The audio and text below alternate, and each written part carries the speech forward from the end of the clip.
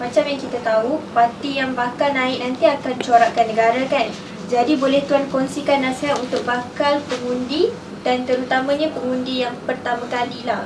Jadi itu saya cakap, wakil rakyat. Saya ni rakyat. Katalah awak calon, awaklah wakil rakyat. Maksudnya awak mewakili saya. Siapa lagi besar?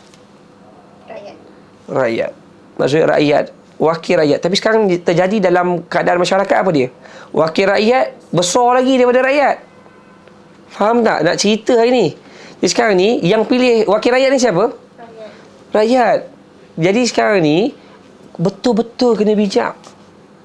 Betul-betul kena buat keputusan. Bukan tengok sebab dia senyum, sebab dia bagi gula-gula. Dia punya tawaran janji ni bukan main-main. Sebab yang nak jaga negara ni adalah orang-orang yang awak pilih ni.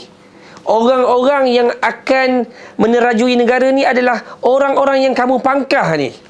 Sebab itu saya memang nak, kalau boleh, mohon dulu dengan Allah, dengan siapa kamu berhajat untuk pilih.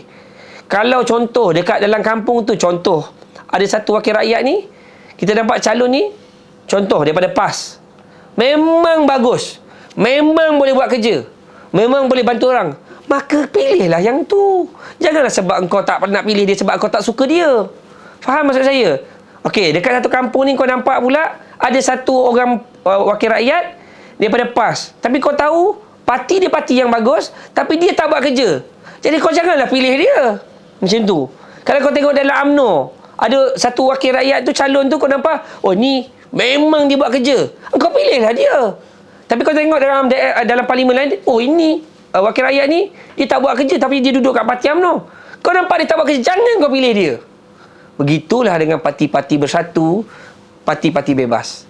Maksudnya ini kita pilih apa tu, endorsement by works.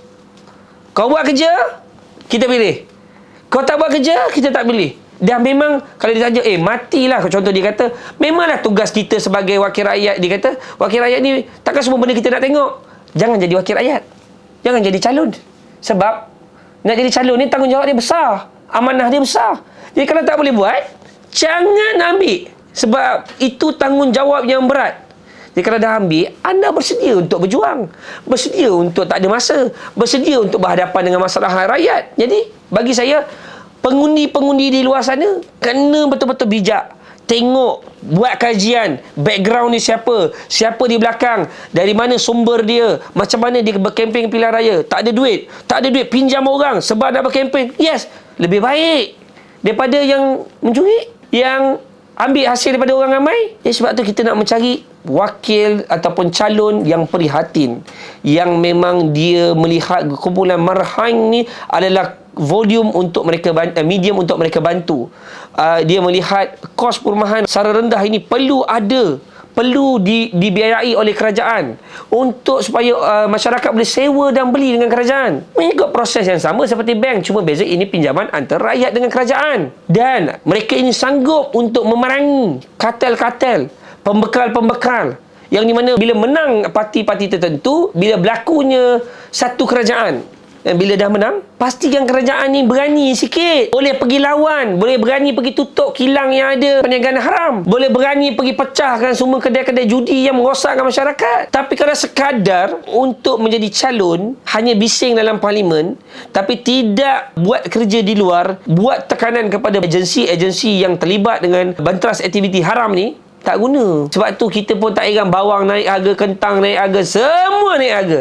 Rakyat akan terus dibuli oleh sebahagian dari mereka yang tak peduli pun pasal kita. Kalau kita tengok sekarang ni kan, ramailah anak-anak muda sekarang dah tak nak ambil tahu pun pasal politik kat Malaysia ni. Sampai ada yang dah pasang niat, sampai orang cakap tak nak mengundi pun untuk Raya 15 ni. Mungkin ada kata-kata untuk Tuan sampaikan pada anak muda ni. Inilah masa untuk mereka ubahlah. Tak boleh. Benci macam mana sekalipun, kena keluar mengundi. Contoh, kita tak suka ikut satu jalan yang biasa. Kalau kita jalan situ, ada banyak kotoran. Contoh, banyak kotoran, najis. Tapi tu je satu jalan balik rumah. Itulah lorong yang kena balik rumah. Nak tak nak, aku kena ikut jalan ni. Kalau tak, aku tak balik rumah. Tak sampai. Maksudnya bukan tak ada jalan lain. Ada. tapi mungkin terlalu jauh. Jadi saya tidak mahu masyarakat terlalu fikir terlalu jauh sampai nak buat benda perkara yang contohlah sampai aku nak buat parti sendirilah, aku nak ini faham tak? Maksudnya itu memang jalan balik. Cuma beza dekat situ ada banyak kotoran.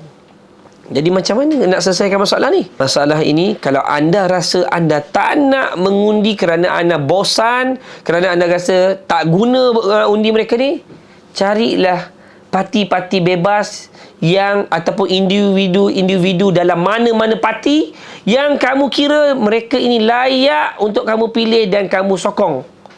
Kena. Tak boleh kata tak nak mengundi. Sebab apa? Ini soal negara kita. Soal menyelamatkan negara. Mungkin kamu melihat kamu tak pergi mengundi, kamu tidak mendatangkan sebarang beban kepada negara. Saya khawatir sekiranya agama kita boleh dijual satu hari nanti. Ini yang kita risau. Adalah mungkin akan macam, alah aku tak dapat benefit, aku tak dapat untung, aku tak dapat apa-apa. Yes, tapi soal agama, untung ke rugi yang you nak? Dalam agama dia tidak ada menceritakan soal untung dan rugi. Tak ada profit and loss tu. Tapi kalau orang nak jual agama bukan saja rugi, maka kehancuran akan berlaku dalam negara kita. Sebab hari ini macam mana teruk pun orang Melayu, orang Islam, dia tetap akan pertahankan agama Islam. Dia tetap akan mempertahankan rukun Islam. Dia tetap akan memperkuatkan akidah dengan rukun iman. Dia tetap. Jadi benda ini tidak akan lari. Yang macam mana sekalipun, benci sekalipun dengan mana-mana parti yang ada, termasuk parti bebas sekalipun, kamu kena pilih individu parti yang tidak menjual agama, tidak menjual rakyat, tidak menjual bangsa, tidak menjual negara. Ini wajib. Sebab ini bukan main-main. Sebab apa? Kalau tidak, golongan kapitalis yang penuh dengan biokrasi, penuh dengan rasuah, penuh dengan tak ada integritinya, akan menjadi pemerintah.